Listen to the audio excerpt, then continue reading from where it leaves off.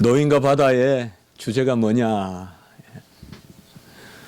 노인인가 아니면 바다인가, 혹은 그 노인이 낚시로 잡았던 그 쇠꽃인가, 아니면 그것을 따라와서 다 살을 뜯어먹었던 그 상어들인가.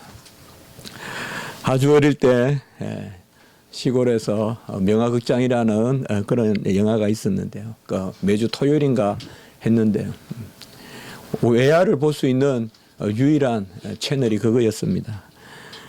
그때 이제 백경 몇 차례 읽어보려다가 너무 두꺼워서 못 읽었었거든요.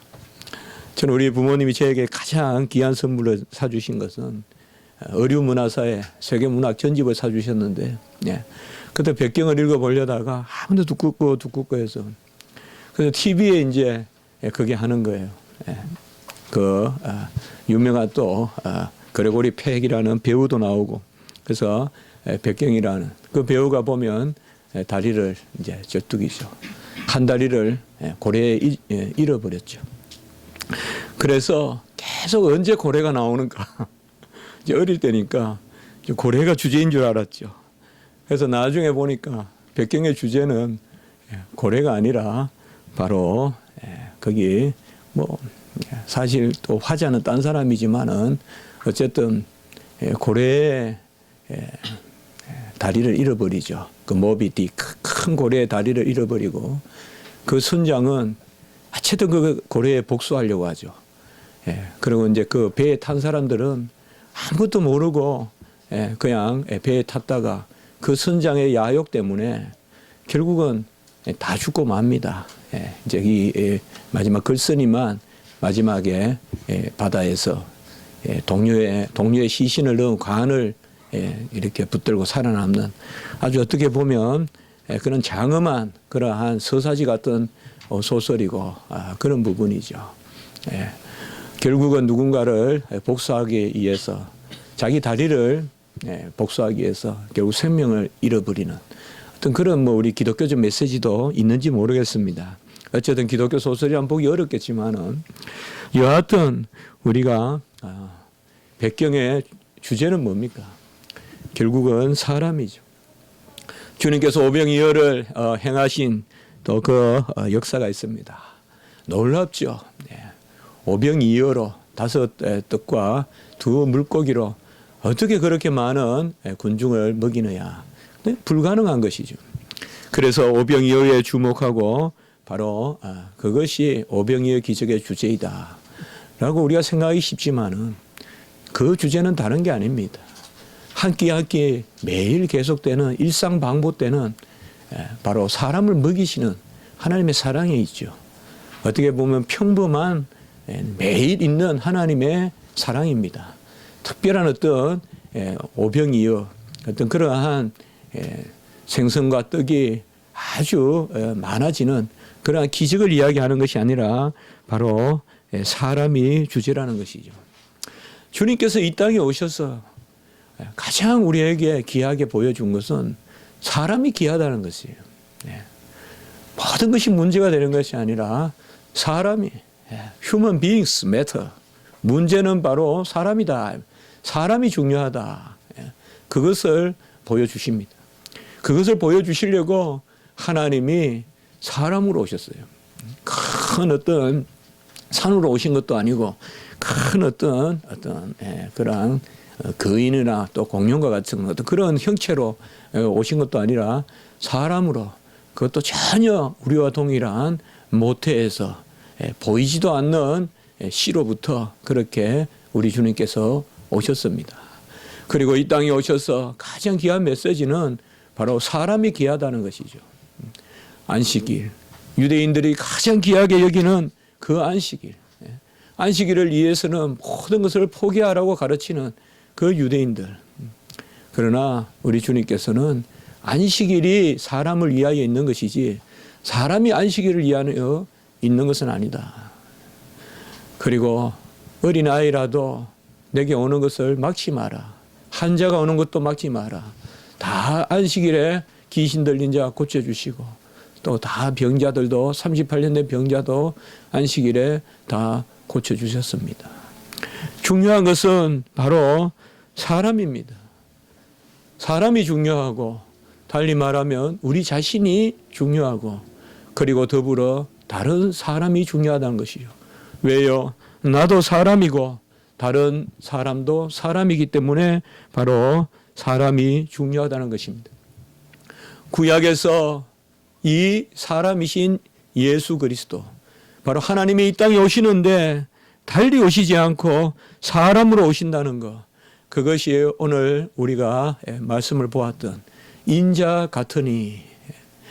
오늘 다니엘서에는 구약 때 그 환상 가운데 히데겔에서 티그리스 강에서 기도할 때, 큰 강 대하에서 기도할 때 환상 가운데 바로 인자 같은 일을 보여주셨고, 이는 오실 예수 그리스도를 뜻하고, 그리고 요한계시록 우리가 1장의 말씀은 이제 마지막에 밤모섬에 갇힌 사도 요한에게 이 인자 같은 이가 나타나서 바로 그의 왕국을 이루시고 모든 마지막 때를 다스릴 것을 말씀하여 주시는 것입니다.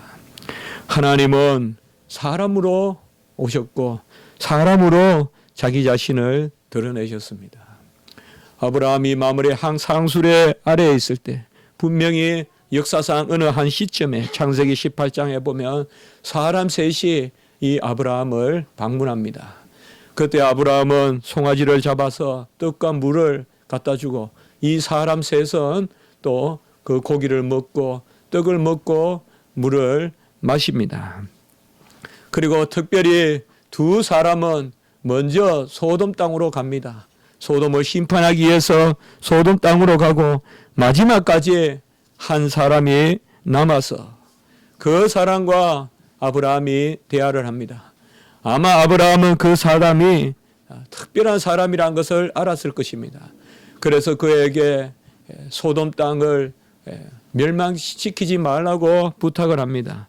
50명이 남아있으면 어쩔 것이냐, 45명이, 40명이, 30명이, 20명이, 10명이 남아있어도 심판할 것인가 라고 그 사람과 대화를 합니다. 그리고 그 사람이 떠나가는 것입니다. 이 사람이 누군가? 창세기 18장 33절에 보면 여호와께서 아브라함과 말씀을 마치시고 가시니라고 분명히 말하고 있습니다. 바로 세 사람 중에 한 사람, 그 사람과 아브라함이 대화를 했는데 그 사람은 사람이 아니라 실상 여호와다. 여호와께서 아브라함과 말씀을 마치시고 가시니, 바로 마지막까지 남았던 사람, 그 사람은 여호와고, 여호와가 우리에게 자신의 모습을 보이실 때 그 모습은 바로 성자 하나님이십니다. 성부는 자기 자신을 아들을 통해서 드러내시기 때문에 아들은 보이지 아니하시는 하나님의 형상이요, 아버지의 영광의 강체요, 본체의 형상이요, 아들이 아버지를 드러내세요. 어떤 경우든 아들을 보는 것이에요. 아들을 봄으로 아버지를 보는 것이에요. 요한복음 12장 45절, 나를 보는 자는 나를 보내신 자를 보는 것이라. 구약의 하나님이 자기 자신을 드러내시는데, 같이 합니다. 현현. 이건 현현이라고 해요. 영어로는 파루시아. 파루시아라는 말은 바로 그 자체가 나타나 드러난다는 것이에요. 이것은 헬라어인데요, 우시아라는 단어를 품고 있어요. 우시아라는 말은 실체를 뜻해요. 그 자체. 그래서 파르란 말은 함께 한다는 뜻이에요. 파루시아라는 말은 실체가 함께 있는 가운데 드러난다는 거예요. 실체가 함께 있는 가운데 드러난다. 그래서 하나님이 이 땅에 천사를, 전령을 보내신 것이 아니라 파루시아는 자기 자신이 이 땅에 오셨어요. 그래서 아브라함을 방문하시고, 그 아브라함에게 어떤 모습으로 방문했느냐? 사람의 모습으로 방문했어요. 사람과 같이 먹기도 했어요. 마시기도 했어요. 또 사람과 같이 고기를 드시기도 했어요. 사람의 음성으로 아브라함과 대화를 했어요. 그런데 그는 여호와라고 이렇게 말씀하고 있습니다. 또 우리가 구약에서 하나님이 특별히 사람으로 현현하는 것.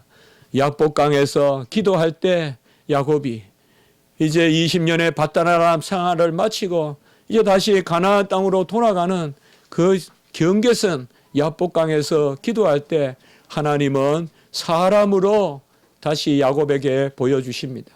그래서 야곱이 밤에 이 사람과 씨름합니다. 이 사람과 씨름하는 것은 바로 기도를 뜻합니다. 어떤 사람이 이 야곱과 밤새 씨름을 하고 결국 야곱은 뼈가 빠지는, 뼈가 위골되는 그럴 정도로 씨름에 몰두합니다. 이 씨름은 다른 씨름이 아니라 바로 여호와 하나님과 나를 하나로 맞추는 시험입니다. 바로 나의 뼈가 빠지더라도 하나님의 뜻을 나의 뜻과 일치시키는, 내가 원하는 것을 하나님이 원하시고 하나님이 원하시는 것이 내가 원하는 것이 되는 그 기도에 하나님의 뜻을 맞추는, 그것이 바로 야곱의 밤새 기도한 것입니다. 그리고 그 밤새 기도한 그 어떤 사람이 누구냐?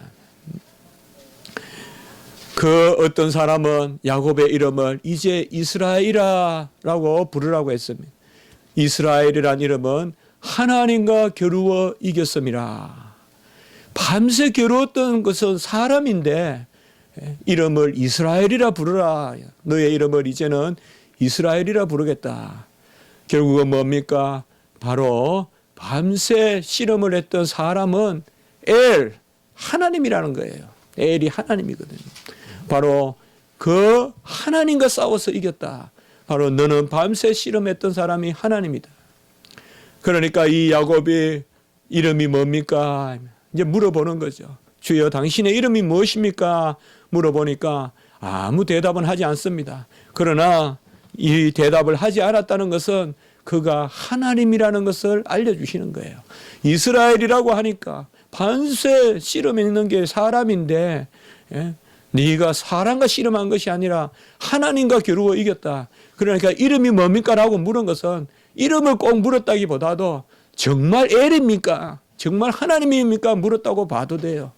그래 아무 말씀하지 않았다는 것은 바로 그렇다. 바로 하나님이다. 그러니 이 야곱이 그곳의 땅 이름을 바로 버니엘 또 엘이라는 이름을 붙입니다. 이것은 야곱이 그렇게 이제 인정한 것이고 믿은 것입니다. 어떤 이름이냐? 버니엘, 파님 엘, 파님이 얼굴입니다. 엘이 하나님입니다. 바로 하나님의 얼굴을 보았다.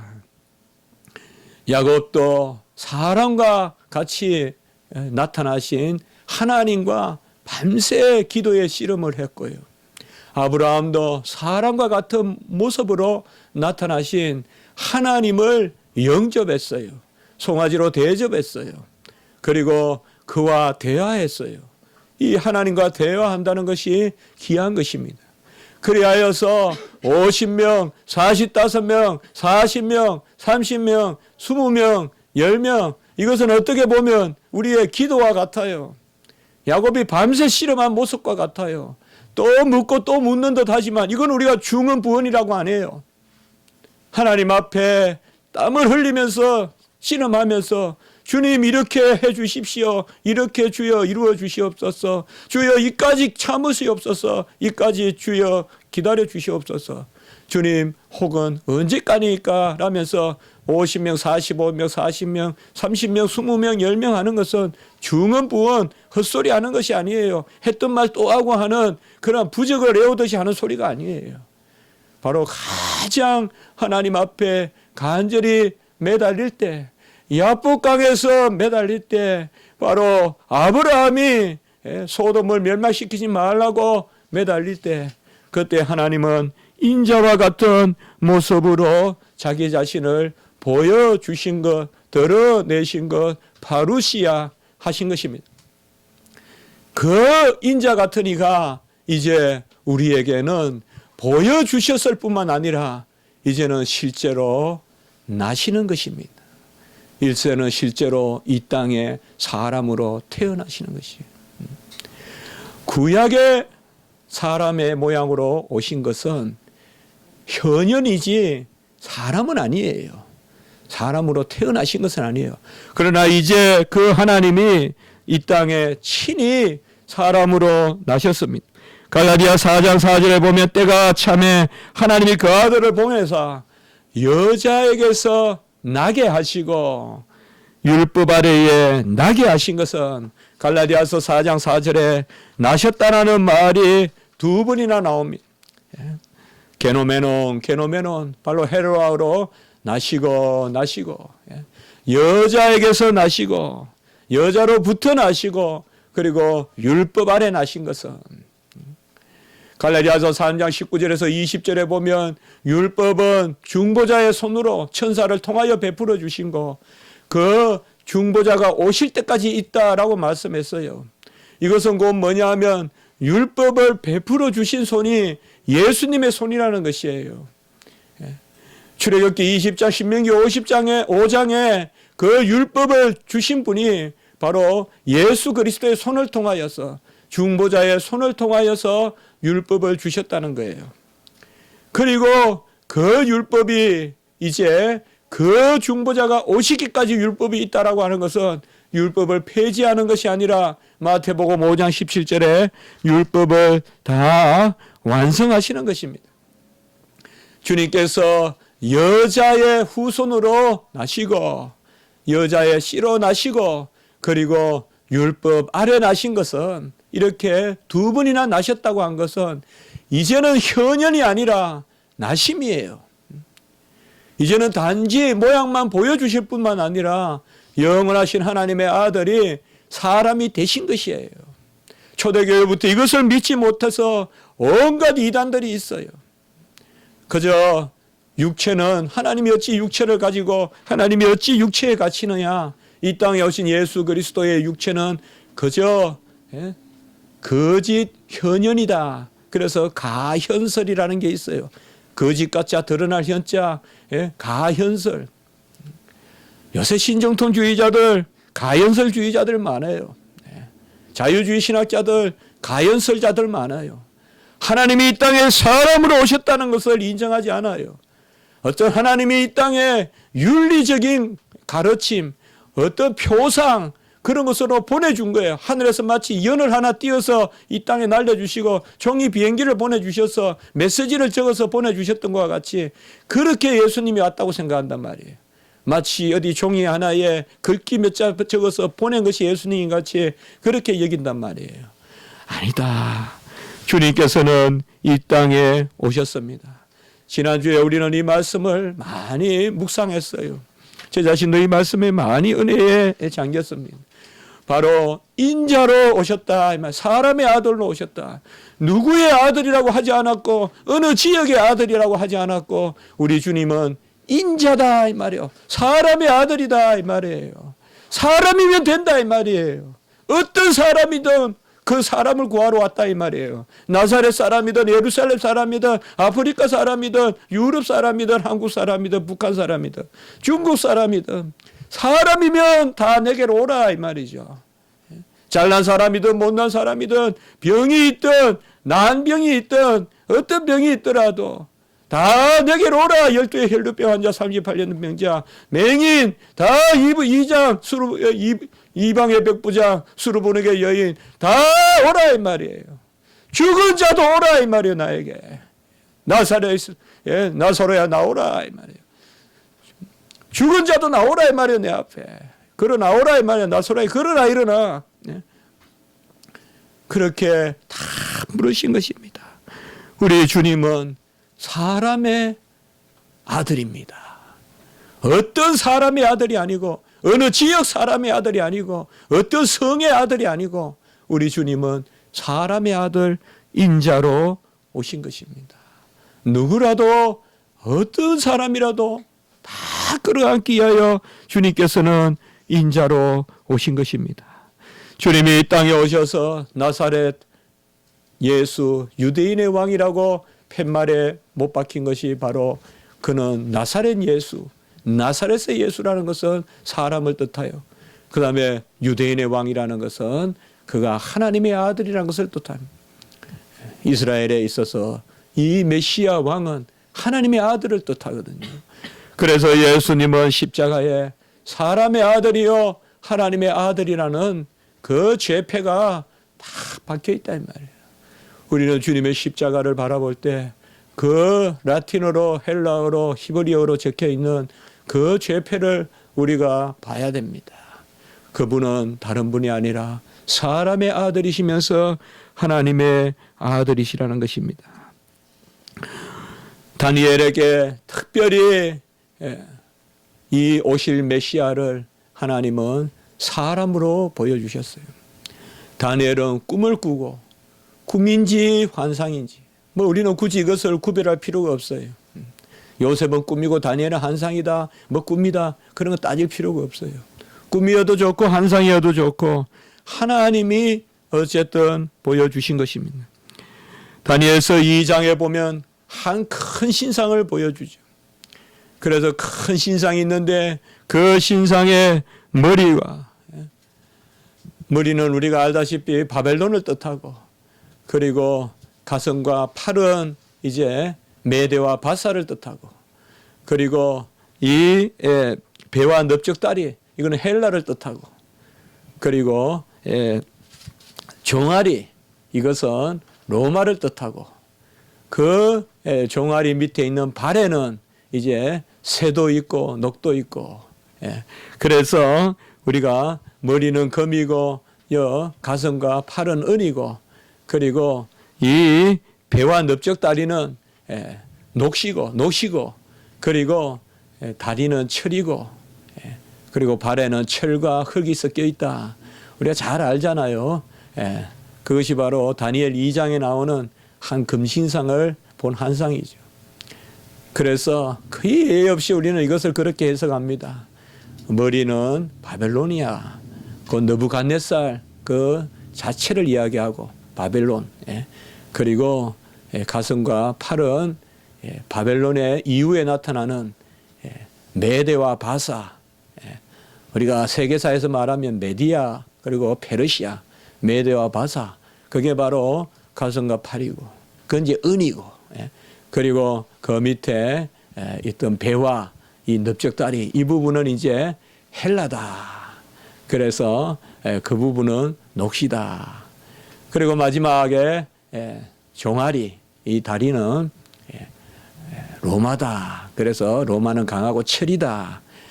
그리고 이 로마가 이제 나중에 분열되어 여러 나라가 생기는데 그 나라는 로마만 못하다. 그래서 발이다. 그 발은 새도 있고 그리고 흙도 묻어 있다.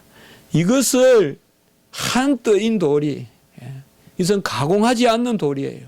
한 뜨인 돌이 옛날 성경에는 뜨인 돌 바로 깨낸 돌 바로 그 돌이에요. 이 말은 뭔가 하면 하나님이 주신 돌이라는 것이에요. 사람이 갈고 닦은 인조적인 그런 돌이 아니라 한 뜨인 돌이 있어서 그 돌이 다 이것을 쳐냅니다. 그래서 머리도 부수고 그래서 바벨론도 물리치고 그리고 이 가슴 메대 바사도 물리치고 그리고 이 넓적다리 헬라도 물리치고 그리고 종아리 그 로마도 물리치고 그 발에 있는 나라들 바로 로마의 나중에 속국들 이런 나라들도 다 물리치고 이 한 뜨인 돌이 이것은 참으로 우리가 이미 성취된 그런 예언이라고도 볼 수가 있죠.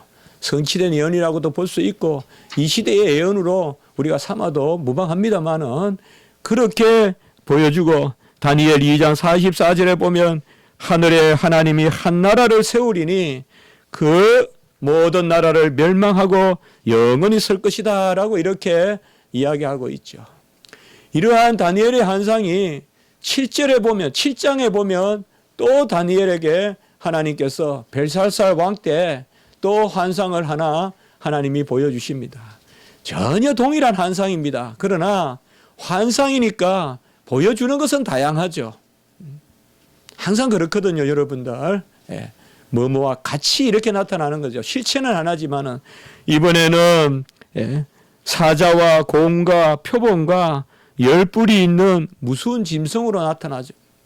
사자는 바벨론 아까 금을 이야기하고 그리고 곰은 그 밑에 있던 메데바사, 발을 탁 움켜드는 메데바사, 그것을 뜻하고 그 밑에 있는 표범은 헬라, 바로 알렉산더의 헬라를 뜻하고, 그리고 10뿔이 있는 짐승은 바로 로마를 뜻하고, 거기에 10뿔이 있는 짐승 가운데서 이제 앞에 3뿔이 무너지면서 그 하나의 작은 뿔이 나온다.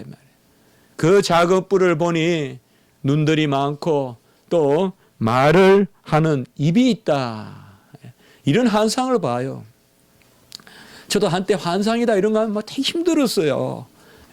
그래서 어떻게 이해해야 되나, 어떻게 풀어야 되나. 또 이런 책들이 되게 많이 나오잖아요. 요새는 안 그래요. 되게 이런 환상 같은 거 생각해 보면 마음이 편해요. 왜냐하면 다 그대로 은혜로 받아들이면 돼요. 다 은혜로 받아들이면 돼요.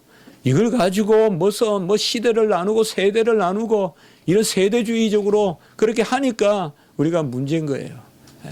여기도 보면 바로 똑같은, 그리고 7장 13절에 보면 다니엘서, 이건 우리가 지난주에 조금 봤습니다만은 7장 13절에 보면 인자 같은 이가, 이 인자 같은 이가 하늘 구름을 타고 와서 이렇게 말씀하고 있습니다.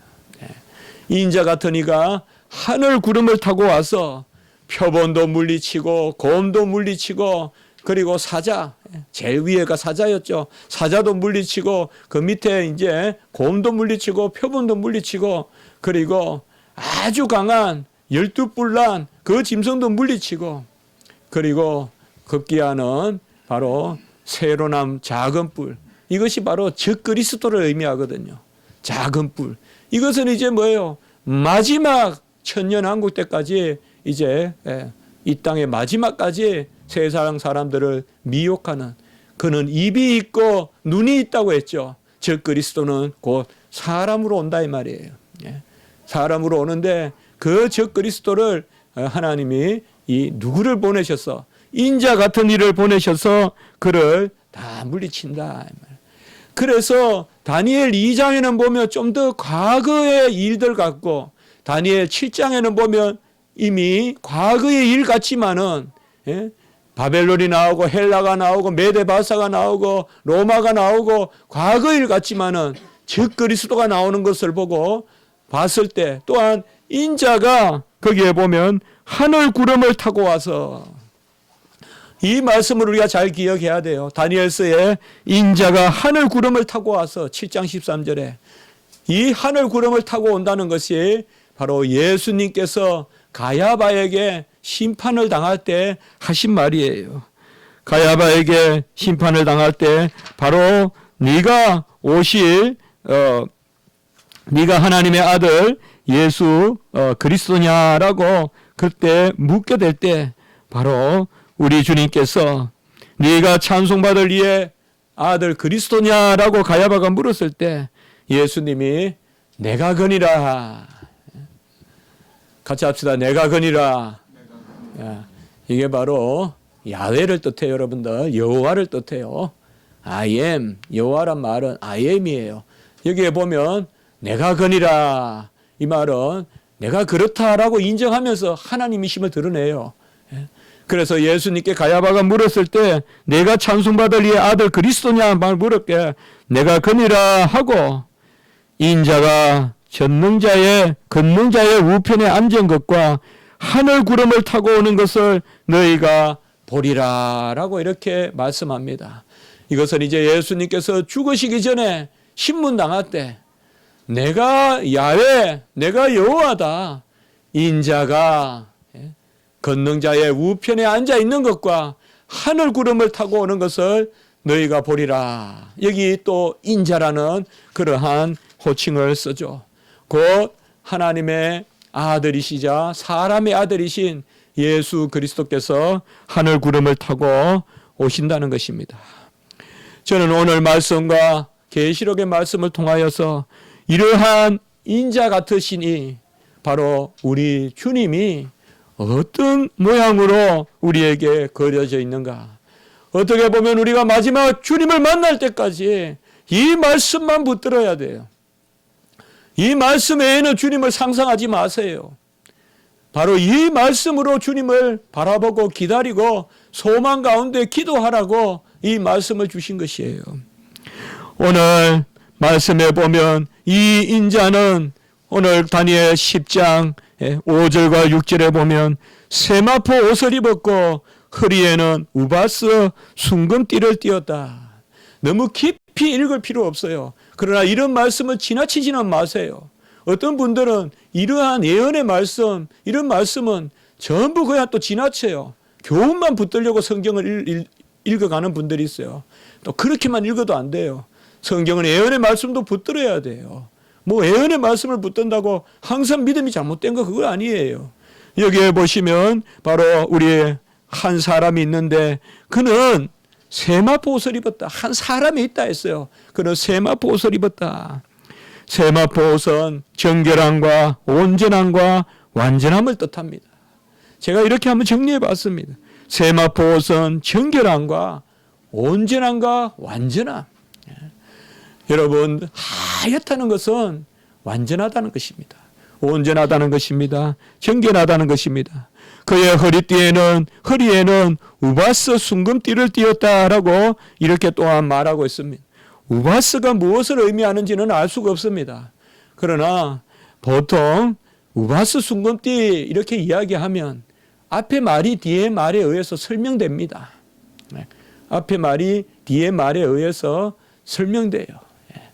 제가 내 딸 마리아 이라면 혹시 마리아라는 이름을 몰라도 마리아는 내 딸인 것 같이 마찬가지예요. 우바스 순금띠다 이라면 바로 순금띠가 우바스다 그렇게 생각하시면 되겠습니다. 순금띠라는 것은 금띠라는 것은 어떤 화려한 것을 말하는 것이 아닙니다. 사람입니다. 인자와 같은 인데 이것은 바로 그가 우리의 왕이시고 제사장이라는 것을 뜻합니다. 그는 자기 자신을 우리에게 드리시고 우리를 위하여 드리시고 우리에게 자기 자신을 주신 그 제사장이고 왕이라는 것입니다. 그리고 그의 몸은 황옥과 같다고 이렇게 말했습니다. 황옥이라는 것은 오래되었다는 것을 뜻합니다. 옥이라는 것은 오래되었다. 황옥이라는 것은 그리하여서 고귀함과 영원하심이라고 이렇게 한번 우리가 생각해 볼 수가 있습니다. 그리고 그의 얼굴은 번갯빛 같고 번갯빛 같다는 것은 바로 어둠을 물리치는 것입니다. 번개는 어둠을 가르면서 옵니다.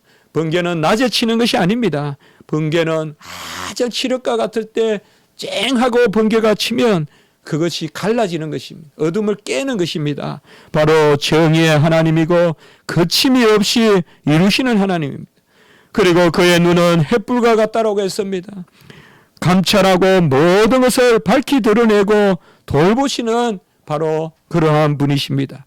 그리고 그의 팔과 발은 빛난 놋과 같다고 했습니다. 놋이라고 하는 것은 우리 아이들은 잘 모르겠지만은 그냥 잘 닦인 놋과 같은 놋은 상당히 강합니다. 그리고 놋은 근세가 있습니다. 그리고 마지막에 보면 그의 말소리는 무리의 말소리와 같다라고 이렇게 말하고 있습니다. 특별히 우리가 항상 기억해야 될 것은 이러한 환상의 마지막에 말씀이 나온다는 것을 잘 기억하시기 바랍니다. 환상의 가장 중요한 부분이 말씀이라는 걸 항상 기억하시기 바랍니다. 여기도 보면 그의 말소리는 무리의 소리와 같더라. 다른 것은 다 모양이지만은 소리가 들리는데 그의 말소리는 무리의 소리와 같다. 어떻게 보면 아주 다중적으로 들린다. 혹은 만유 안에 만유로 충만하신 하나님을 드러내시는 음성이다 이 말이죠. 그래서 그 음성은 못 알아듣는 게 아니에요. 그 음성은 아주 많은 무리들이 한꺼번에 외치는 소리와 같더라. 한 목소리에 사람에게서 나오는 한 소리지만은 그 소리는 많은 소리와 같다라고 이렇게 말하고 있습니다. 여러분 잘 기억하세요. 여기에는 전부 같다는 것입니다. 뭐뭐와 같고 뭐뭐와 같고 그렇다는 것이 아닙니다. 그렇다라고 말하면 우리가 못 알아봅니다.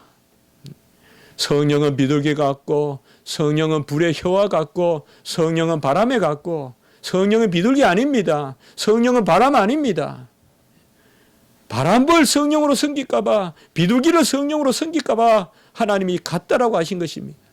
같다라고 하는 것은 우리에게 믿음으로 비밀로 우리에게 아멘하라고 주시는 것이지 그렇게 모양을 쫓지 말라는 것입니다. 항옥을 섬기지 말라는 것입니다. 번개를 섬기지 말라는 것입니다. 무슨 번개를 그려놓고 붙여놓고 그런 이교적인 거 하지 말라는 것입니다. 같다라는 것입니다. 뭐뭐와 같다 이 말이죠. 이러한 같다는 것이 16절에 보면 오늘 우리가 읽었죠. 인자와 같으니가. 같이 합시다. 인자와 같으니. 우리가 같다는 것은 이것은 하나님 편에 속한 것이라는 같다는 것이에요. 그렇다라고 말했을 때 우리는 받아들일 수 없어요. 이 같다는 것은 믿음으로 아멘하고 그렇게 받아들이라는 것이에요. 저는 황옥이라 그러면 너무 마음이 편해요. 이제 옛날에는 그 황옥이 뭘까, 어떻게 그려질까, 어떤 재질일까, 노선 뭘까 계속 그렇게 생각했어요. 그렇게 풀면 그것은 다 알레고리 해석이라고 해요. 그렇게 해석하면 안 돼요. 여러분들, 우리는 믿음으로 받으면 되는 거예요. 황옥이다, 그거의 모습이 아주 어둠을 가르는 번개와 같다. 오늘 인자 같은 이는 7장, 오늘 10장 16절에 인자 같은 이는 뭐냐? 바로 이 많은 말소리를 들으니 두려워서 다니엘이 거의 쓰러집니다. 그리고 그 말에 대해서 바닥에 대고 잠들었더라 이렇게 나옵니다. 그러니까 다니엘이 이 음성을 들으면서 두렵기도 하고 또 나를 위압하기도 하고 그러면서도 그 전체에 갇혀서 잠들었는데 오늘 16절에 보면 바로 내 주여 내가 근심함으로 힘이 없어졌나이다. 17절에 보면 내가 주와 더불어 말씀할 수 있으리까. 같이 합시다. 내 주와 더불어 말씀한다. 바로 주님께서 이 땅에 인자 같으신 분이 이 땅에 오신 것을 우리에게 말씀을 들려주시고 이 다니엘서도 누구도 여기에 주목하지 않아요. 그러나 우리는 주석을 할 때 이 말씀을 볼 때 여기에 주목해야 돼요.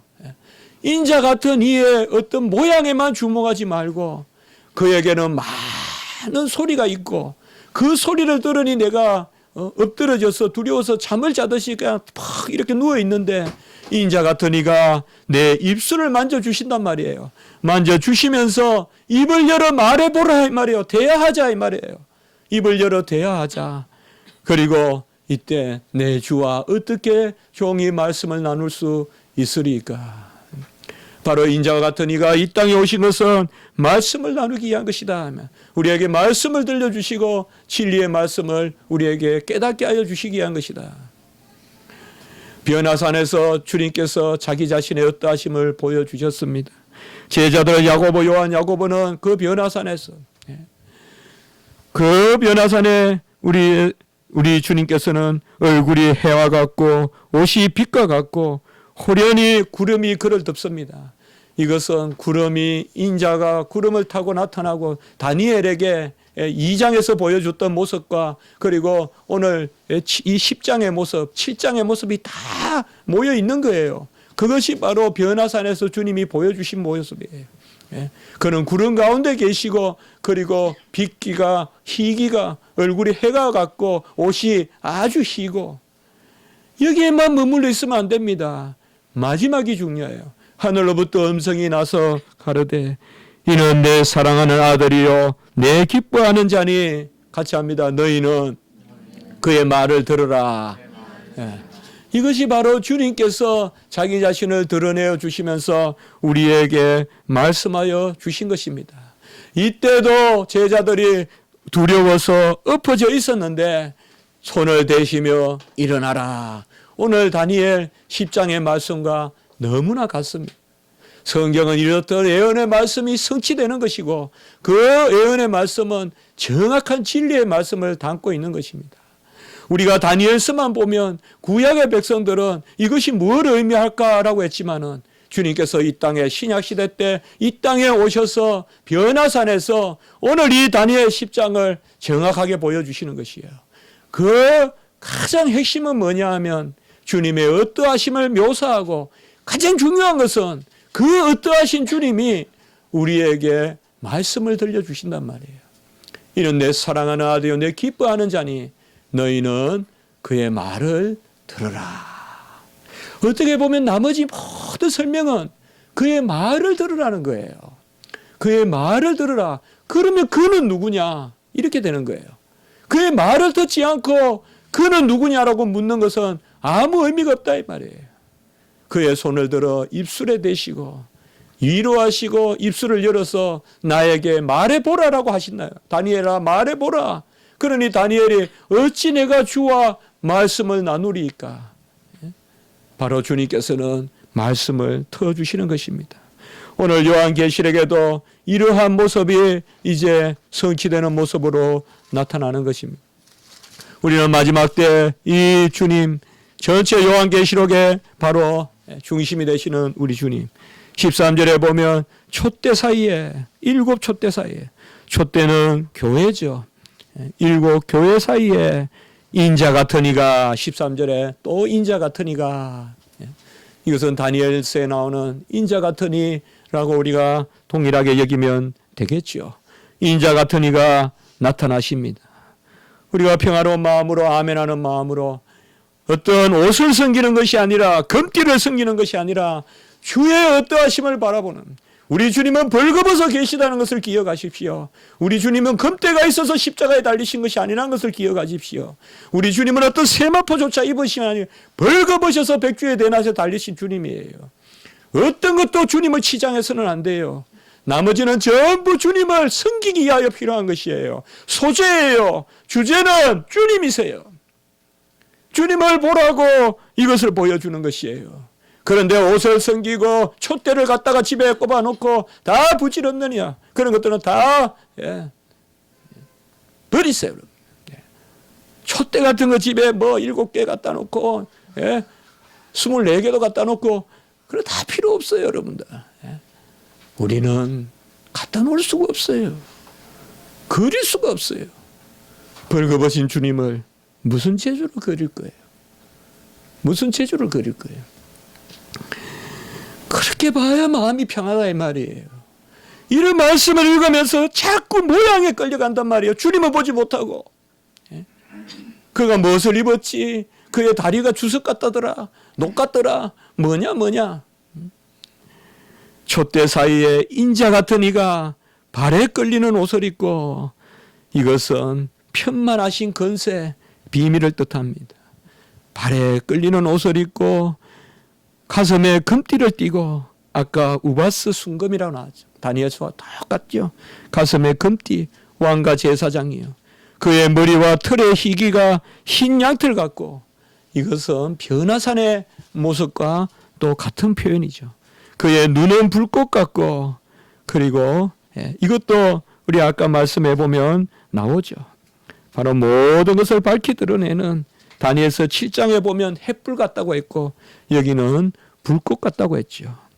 그의 발은 풀무불에 단련한 빛난 주석 같고 바로 그의 발은 아까는 뭐라 그랬어요? 빛난 녹과 같다고 그랬죠.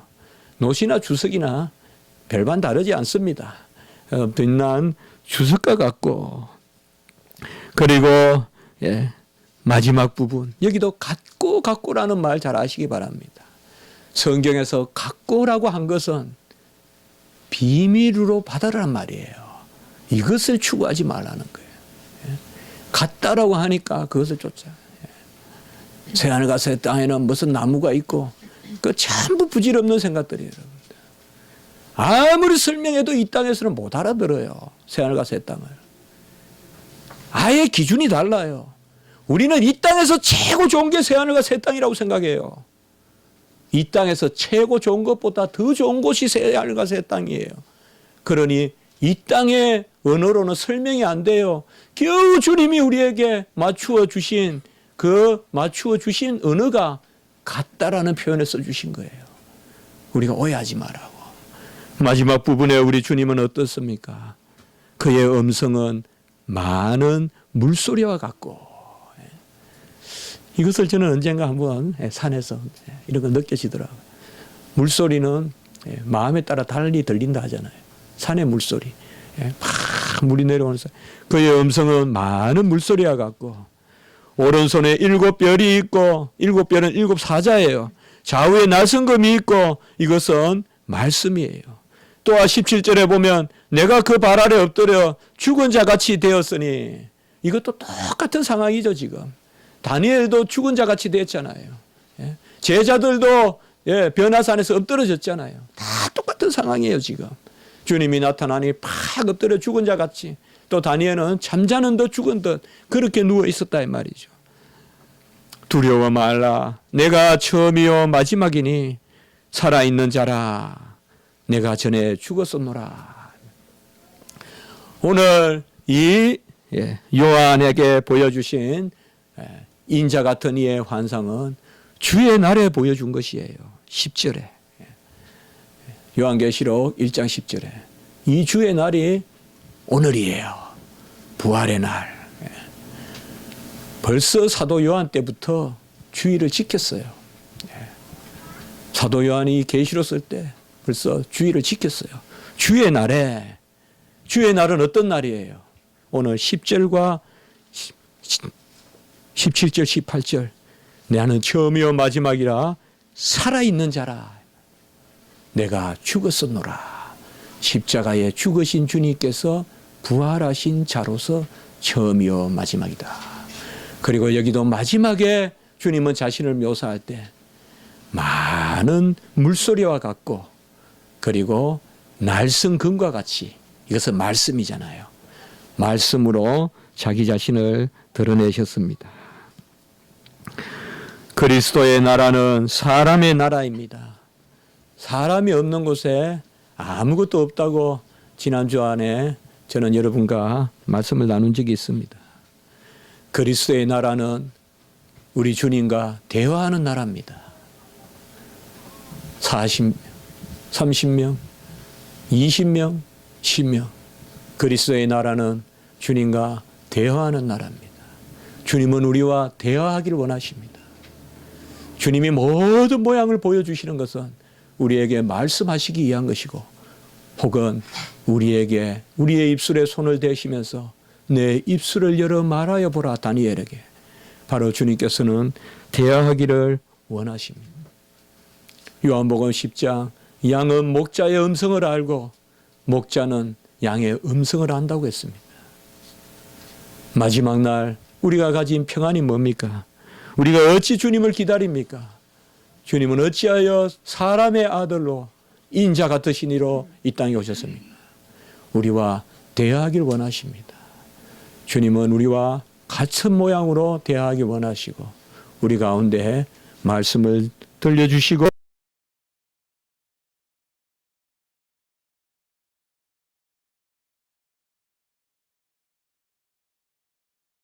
그릴 수도 없는 주님 자신을 바라보시는 그 근본에 몰두하시는 여러분과 제가 되었으면 감사하겠습니다.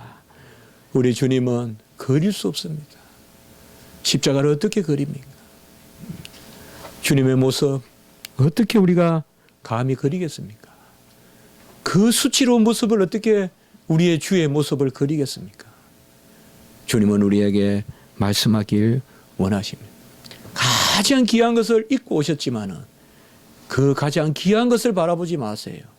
주님 자신을 바라보시고 주님과 대화하시고, 우리가 무엇이든 주님 앞에 내어놓으면 주님께서는 기뻐 말씀하기 원하시고, 간혹은 우리가 죽은 듯 잠자는 듯 쓰러져 있을 때 주님이 먼저 그 손을 우리의 입술에 대서 우리와 대화하기를 원하실 것입니다.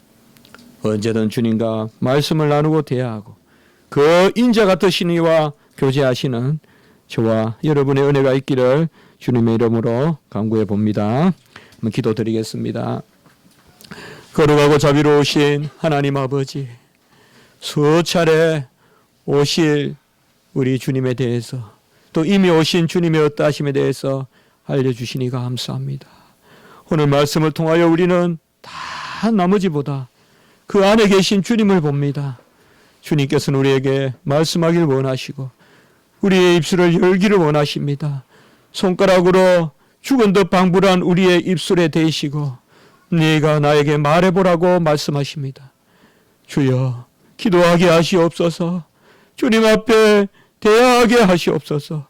입을 열어 주님 앞에 말씀하게 하시옵소서. 그리고 주여 우리의 귀를 열어 주시옵소서. 에바다 먼저 귀가 열려야 입이 열리겠사오니 귀를 열어 말씀을 듣게 해 주시옵소서. 주님과 대화하게 해 주시옵소서. 주님 없이 방황유리하는 양과 같이 살지 말게 해 주시옵소서. 목자는 양의 음성을 듣고 양은 목자의 음성을 듣고 목자는 양의 음성을 안다고 말씀하셨습니다. 우리가 무엇을 이야기하든지 우리 목자 되신 주님께서는 다 알아들으실 줄 믿습니다. 다 내어놓게 하시고 그 음성에 우리가 즐거워하게 하여 주시옵소서. 감사하옵고 예수님의 이름으로 기도드리옵나이다. 아멘.